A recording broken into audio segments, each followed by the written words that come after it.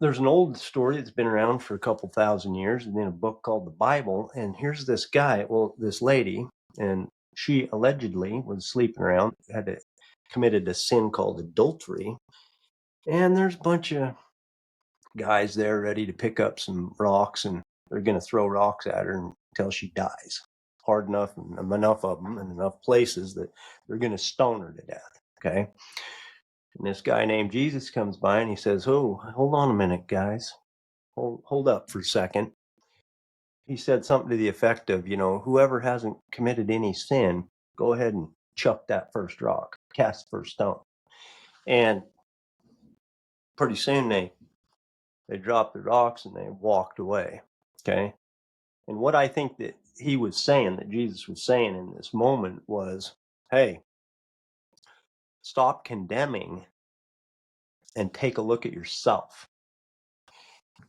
So the question is why, right?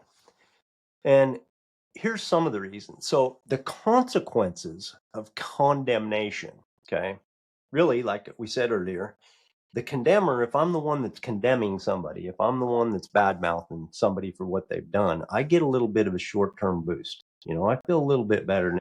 I get a little bit of false sense of uh, self confidence and boost my self esteem a little bit. I feel like I'm accepted into a group. So you can see that there's some little gains there, but we get long term loss. Okay.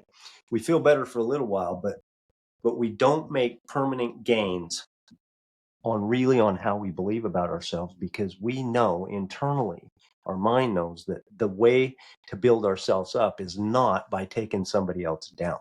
Okay, subconsciously we know this, so we're not getting permanent long-term gains.